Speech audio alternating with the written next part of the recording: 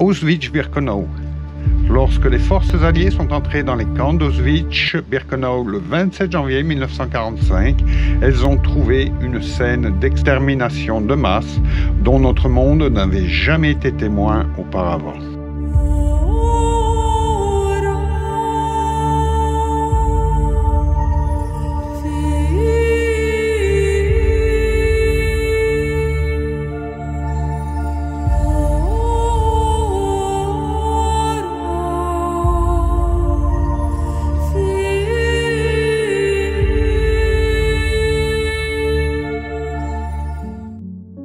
Destination Auschwitz.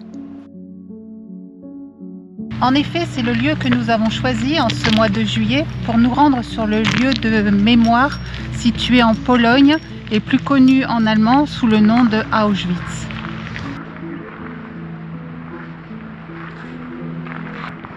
Il faut savoir que le complexe d'Auschwitz-Birkenau est composé de deux camps bien distincts.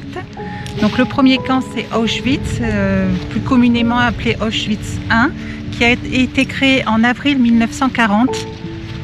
Et c'est en 1942 qu'a été ouvert le deuxième camp situé à 3 km du premier. Donc il s'agit de Auschwitz II, plus communément appelé Birkenau. Et donc ce nouveau centre va permettre aux nazis de démultiplier leur cadence d'extermination des Juifs. Pour vous donner une idée, à la fin du conflit, il y avait plus de 200 baraquements sur ce camp, dont vous apercevez les cheminées. Il faut savoir que les premiers baraquements étaient construits en bois et que le temps ayant fait son œuvre, il ne reste plus que les maçonneries de ces cheminées.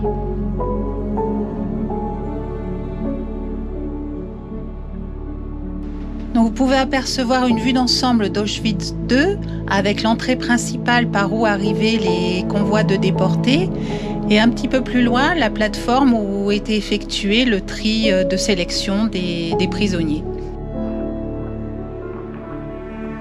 Donc nous voici à la station d'Auschwitz-Birkenau où les trains transportant les prisonniers juifs arrivaient des 4 coins de l'Europe occupée.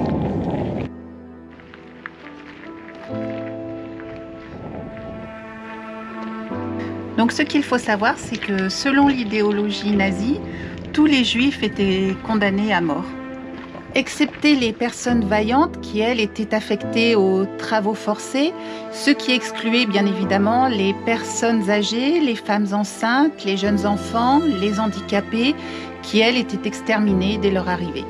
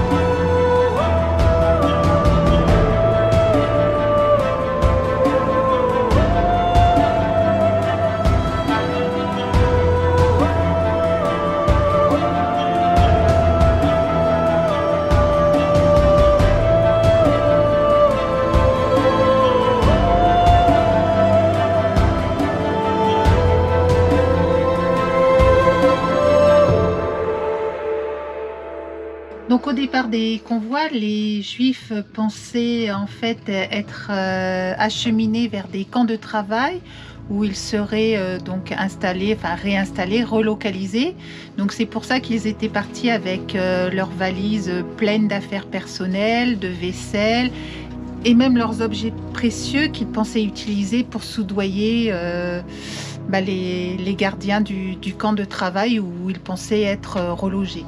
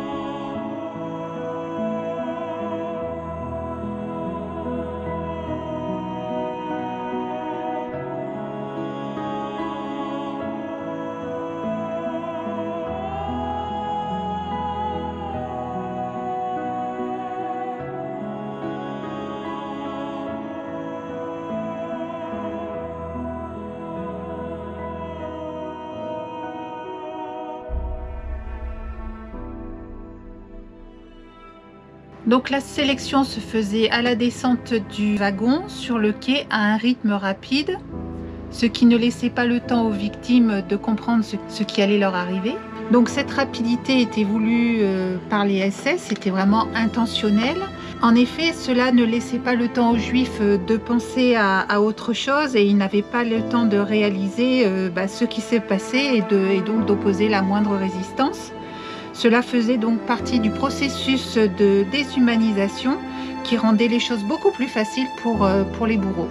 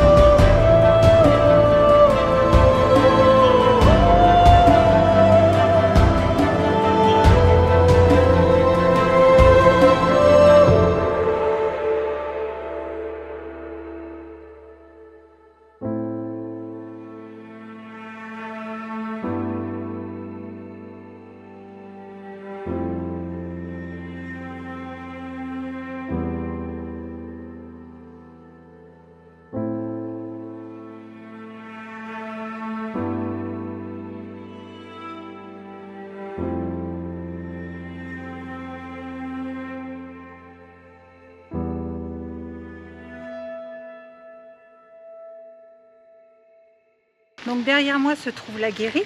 Donc elle se trouve au centre du camp, ce qui est une situation stratégique, car au sommet il y avait une cloche qui le matin sonnait le réveil, le soir le couvre-feu et de temps en temps dans la journée pour faire l'appel des prisonniers présents sur le camp. Donc là on va rentrer dans un baraquement du camp.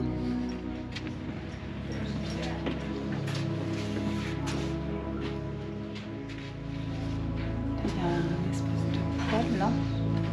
Ouais. Donc à l'entrée, on peut voir ce qui ressemble à un poêle à bois.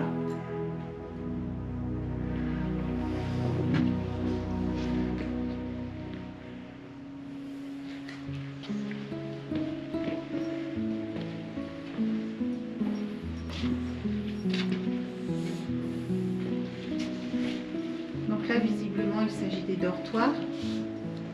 Et on aperçoit au fond la partie sanitaire. Du moins les lavabos.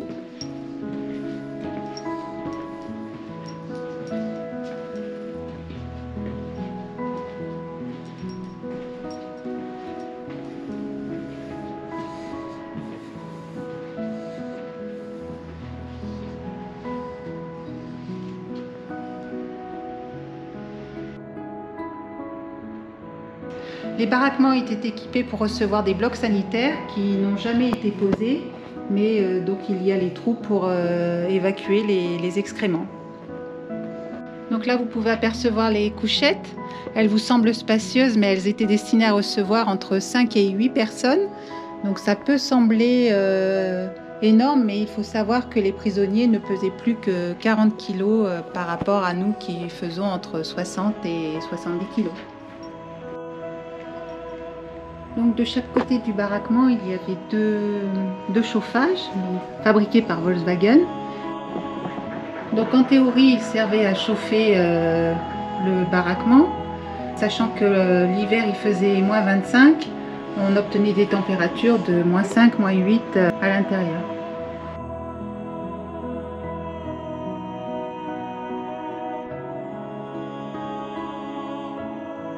Donc ici nous nous trouvons dans le bloc des enfants et donc les fresques qui ont été dessinées au mur ont été dessinées par les femmes pour embellir un petit peu l'endroit. Donc là on se trouve sur le site du baraquement 31, donc qui était le baraquement réservé aux enfants jumeaux sur lesquels les médecins faisaient des expériences pour pouvoir rendre les femmes allemandes plus fertiles. Donc ces bâtiments ont été complètement détruits. Subsiste juste le bloc sanitaire.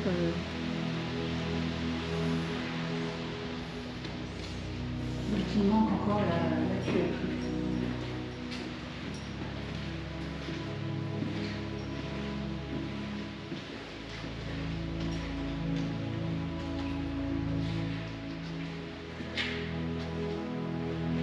Donc les portes-savons servent juste de déco, hein. On doute fortement que dans le pactage d'arrivée, ils aient eu des savons à disposition.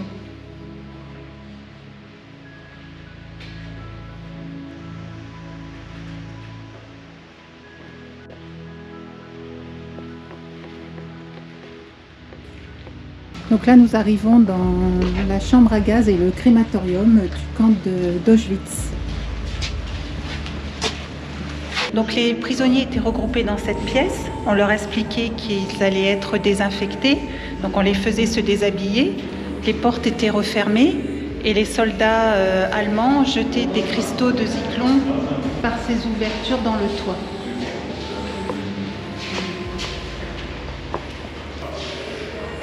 Donc le processus durait 15 minutes et ensuite les corps étaient traînés dans la pièce à côté. Donc c'est les fours crématoires pour être incinérés.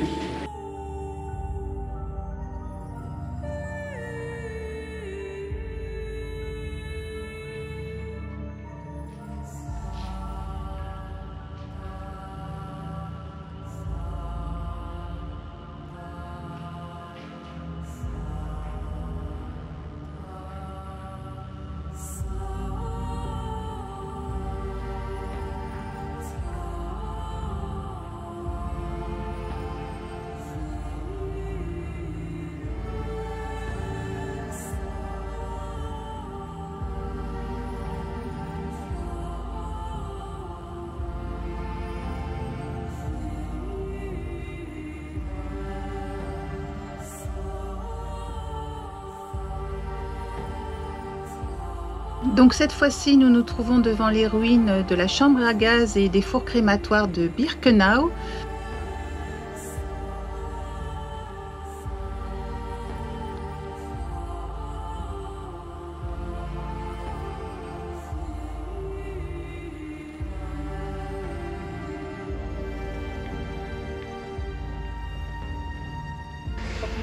Donc le site a été dynamité en 1945 au moment de la débâcle et de l'approche de l'armée rouge vers le camp de Birkenau. Et donc au fond, vous apercevez la partie four de crémation.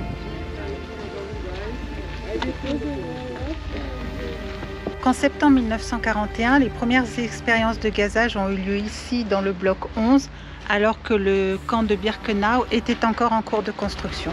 Donc dans le sous-sol de ce bâtiment, des centaines de prisonniers polonais et russes ont été regroupés dans les cachots.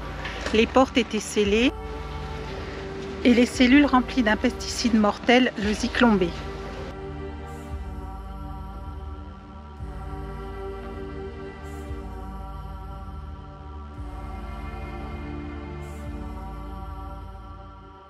Donc ici nous nous trouvons dans la cour entre le bloc 11 et le bloc 10.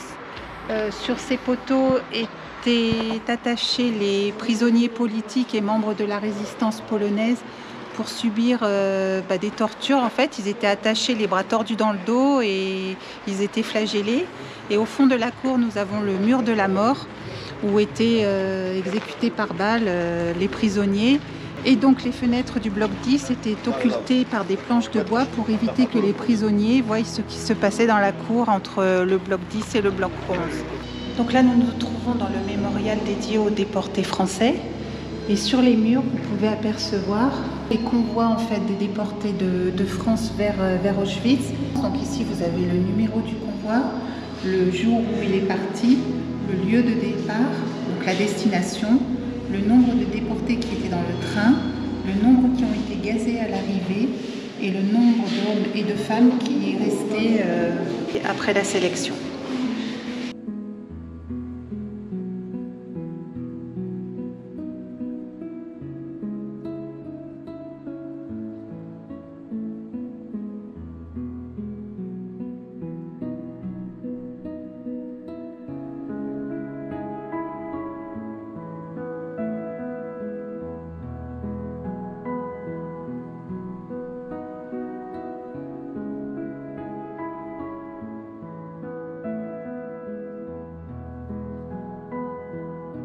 Donc on aperçoit beaucoup de départs à partir de Drancy. Donc pour rappel, Drancy était un camp d'internement des prisonniers qui devaient être déportés vers la Pologne, vers Auschwitz, dans le camp de concentration.